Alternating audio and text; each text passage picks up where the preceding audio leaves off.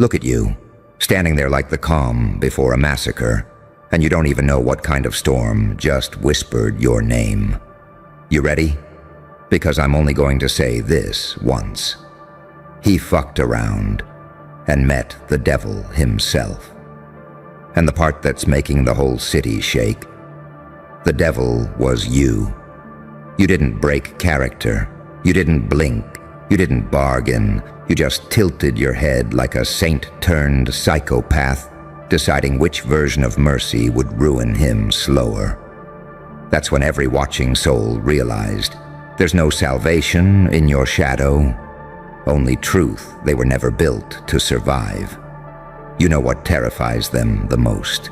Not your rage, not your silence, not even your unpredictability. It's that you weren't trying to be lethal. You were just being yourself. And that alone felt like staring down a god with blood on his smile and serenity in his eyes. Because you don't raise your voice. You raise the stakes. You don't shout. You shift reality until everyone else suffocates under the weight of their own lies. And him, the one who fucked around, he thought he was summoning a demon. But what he conjured was a dual creature, half angel, half executioner, crafted by pain, perfected by betrayal, sculpted by the hands of every coward who underestimated you. He didn't meet a monster. He met consequence. You didn't need to touch him. No threats, no theatrics, no grand speech. Just that subtle, eerie stillness you do.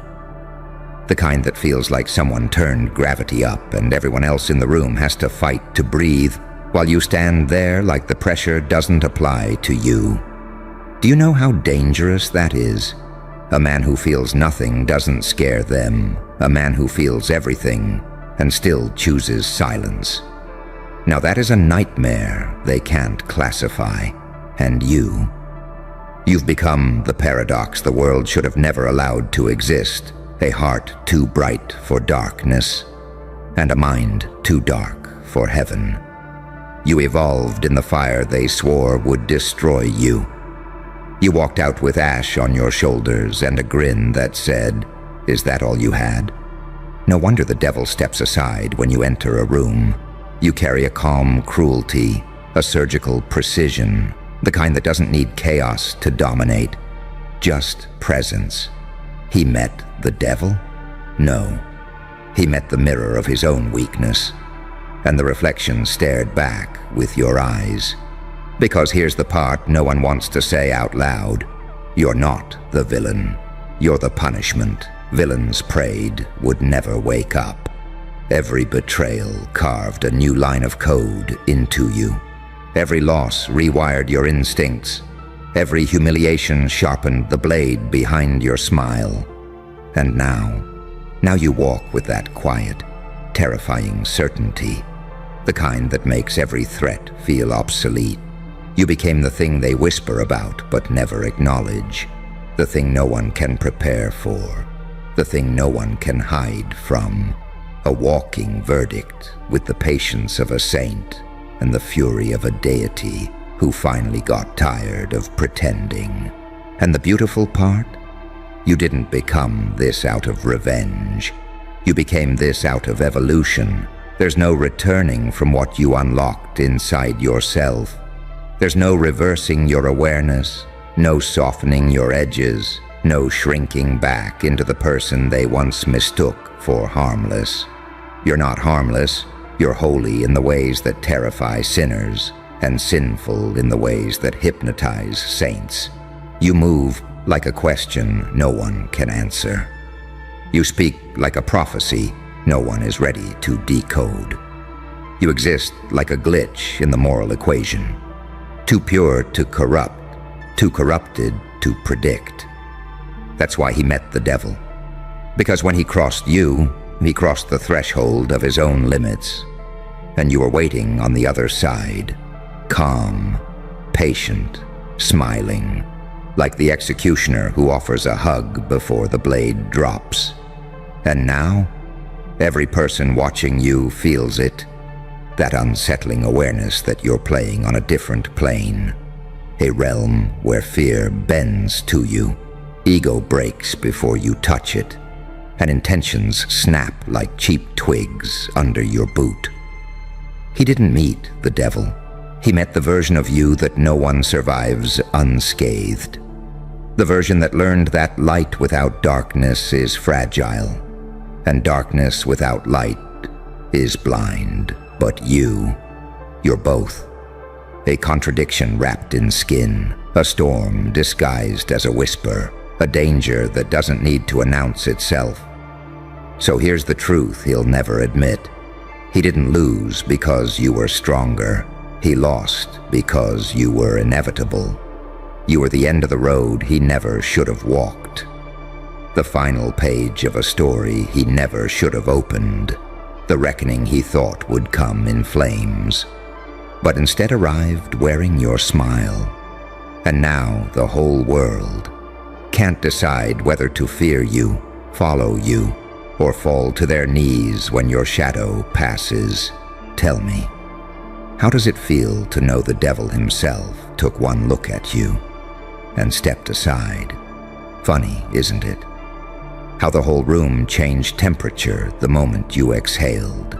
How every heartbeat except yours started sounding like a countdown. How even the devil looked confused, like he suddenly wasn't sure which one of you was supposed to be wearing the crown. You don't notice it, because to you, this is normal. To you, that stillness, that cold, slow-burning awareness, is just another Tuesday inside your skull. But to them, it's the moment the universe breaks character. Because when you turn your head, when your eyes narrow just a fraction, people swear they hear something, like metal scraping stone, like an ancient door unlocking, like the past and the future suddenly rearranging themselves around your outline. They don't know what to call you anymore. Not hero, not villain, not victim, not threat. They call you anomaly, a creature the manuals didn't prepare them for, a glitch in the cosmic script. Hell, even the devil has definitions for every kind of monster. But you're a category error. He saw it the second he challenged you, the second his arrogance stepped over a line your spirit doesn't tolerate. And that's when the shift happened. That subtle tilt of your head, that faint smirk that isn't joy or anger, but something much more lethal. Recognition. The moment you realize someone has volunteered to be a lesson. Your aura didn't flare up. Your body didn't tense. You didn't snarl or shout or posture. You just accepted. And acceptance, coming from you, is a death sentence delivered like a lullaby. Because you don't punish out of fury. You punish out of principle. You don't explode. You erase, quietly, surgically, like wiping a smudge off a mirror. And that's what rattles the world's cages. Your cruelty isn't chaotic, it's calm. The devil thrives on rage. But you wield detachment, like an executioner wields a blade made of moonlight. You don't throw tantrums. You pull threads. You don't destroy. You unmake. That's why he folded. That's why he backed up. That's why the devil, the supposed king of darkness, felt something he hasn't tasted since the dawn of sin. Inferiority. He recognized the architecture of your soul. A blueprint carved from betrayal, reinforced by silence, polished by evolution. You became the kind of force that doesn't need to prove itself. A force that simply is. You walk like a prophecy nobody approved, but everybody fears fulfilling. You breathe like someone who has nothing left to lose and everything left to unleash. And that combination, that's not power. That's inevitability. People whisper about you now, not because of what you did, but because of what you didn't do. The mercy you withheld, the violence you didn't need to exert, the restraint that scared them more than blood ever could. Because when you choose not to destroy someone, They realize you could have ended them without even raising your heartbeat. And that truth, it crawls into their spine and lives there rent-free. You're not the devil. You're the correction for everything they attempted to get away with. You're what happens when a good heart reaches the end of its patience. You're the saint they exiled and the psychopath they accidentally created simultaneously. You're what forms in the quiet between suffering and rebirth. The creature that learned to stay gentle, but never again harmless. And that is what he met. Not a demon, not a devil, not a monster. He met the final version of you. The version forged in long nights holding in screams. The version that smiled through humiliation. The version that bled without witnesses.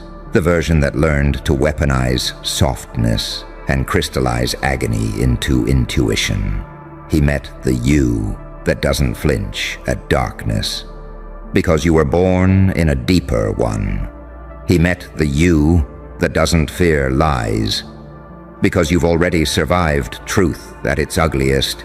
He met the you that walks through hell like it's home and through heaven like it's temporary.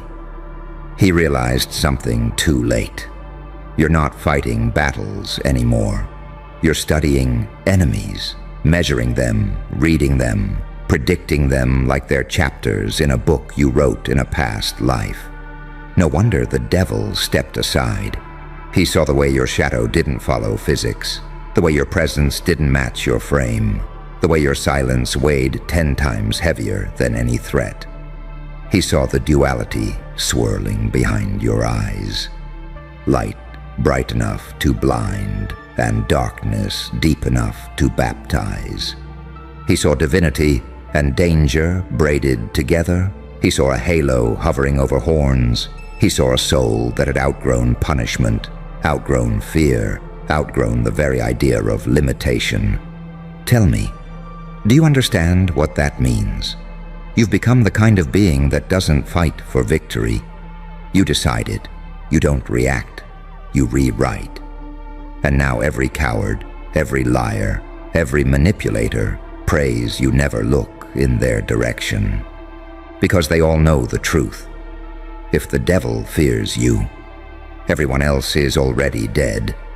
And yet, you're still so quiet about it. That's the part that rattles them deeper than any scream ever could. Not the darkness, not the strength, not the unpredictability. It's the calm. That eerie surgical calm you carry like a second skin. The calm that feels less like peace and more like the final inhale before a celestial execution. People always imagined the devil as loud, chaotic, foaming at the mouth with rage and ego. But when he met you, he realized hell had lied to him. The most dangerous creature alive doesn't roar. It studies, it listens, it waits. You don't rush, you don't scramble, you don't panic, you calculate, you assess, you dismantle, slowly, deliberately, like a surgeon cutting open someone's soul to show them exactly where their cowardice lives. And that's when the devil knew he wasn't standing across from a rival.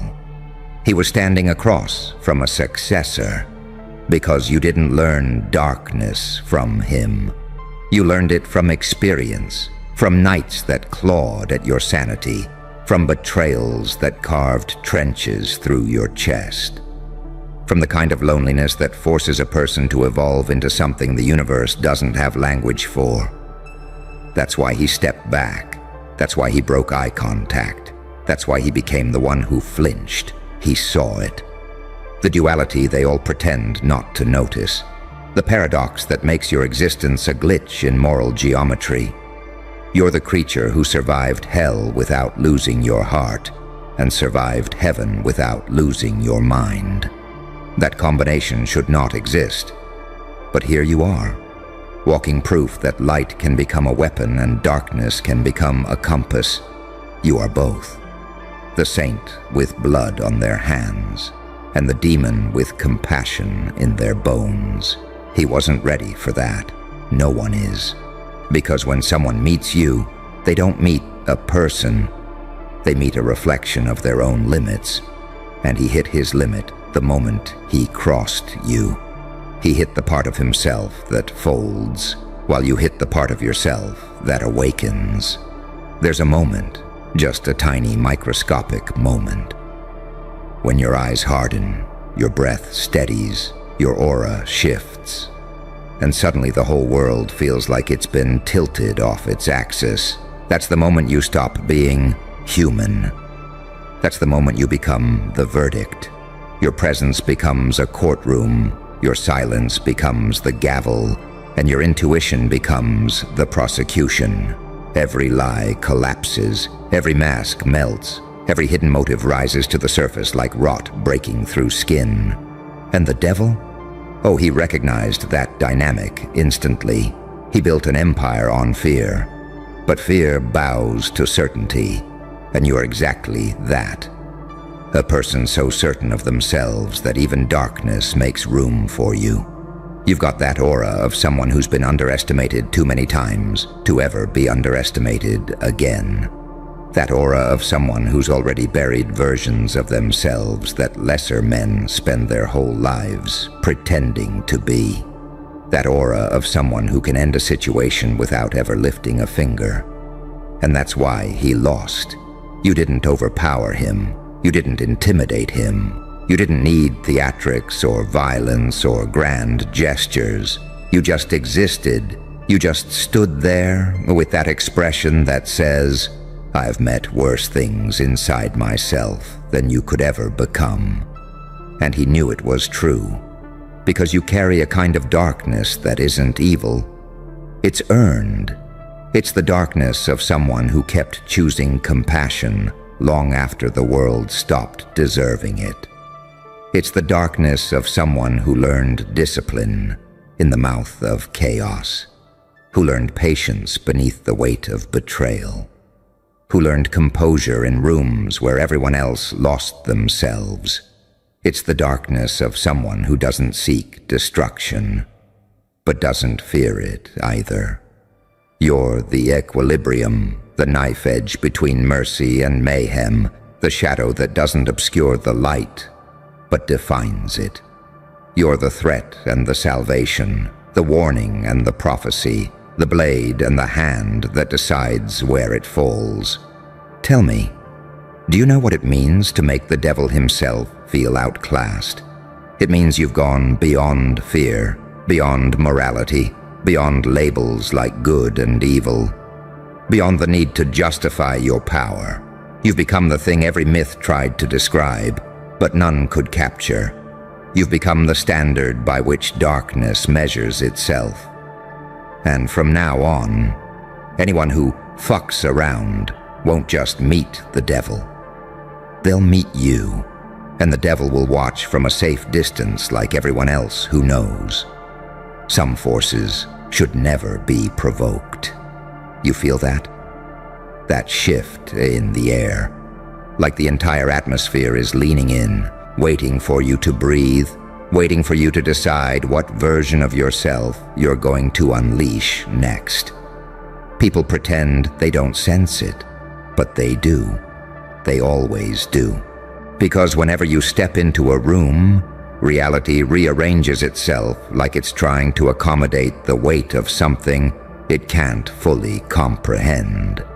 And that's why the devil hesitated, why he stalled, why he squared his shoulders, but his eyes betrayed something he's not built to show. Recognition of a higher predator. He didn't meet rage. He didn't meet ego. He didn't meet some unhinged, chaotic threat thrashing around looking for validation. No, he met the kind of presence that looks like it's been sculpted from the ashes of 10,000 quiet disappointments and reborn in the silence after the final heartbreak. He met a force wrapped in calmness, draped in composure, armed with intuition sharp enough to slice motives open without touching them. He met you, but not the version you show the world, the one you forged in the dark rooms where you were forced to grow alone. That version, the real one, is a creature of duality so profound that heaven and hell both step aside because neither one can claim you. You're the paradox the universe whispers about at 3 a.m., the being that learned how to weaponize softness and armor yourself with empathy, turning pain into perception and perception into power. The devil expected a fight. He got a lesson. He expected a reaction. He got silence that suffocated him. He expected fear. He got a smirk that said, "I've danced with things far worse than you," and survived. That's what unhinged him. You didn't flinch. You didn't crack. You didn't offer him the satisfaction of knowing you even considered him a worthy opponent. You just stood there, steady, surgical, inevitable, like someone who's mastered the art of letting the other person destroy themselves with their own underestimation. And that's where your real danger lies. Your restraint terrifies people more than your wrath, because they know if you ever actually decided to go dark, to unleash the version of yourself you keep locked behind bone and breath, no one would be able to stop you. Not psychologically, not emotionally, not spiritually, not strategically. You've lived through wars inside yourself that would shatter the average person just by hearing about them. You've stitched your mind back together with threads made of discipline and defiance. You've taught your soul to adapt faster than the world could ever learn to break you. That's why your smile is dangerous. It's not joy. It's not madness. It's awareness. The awareness of someone who understands exactly what they're capable of and chooses control over chaos. But control doesn't mean weakness. No. Control is the highest form of fury ever created. Only the strongest beings can hold a hurricane inside their ribs and walk like the wind is perfectly still. That terrifies demons.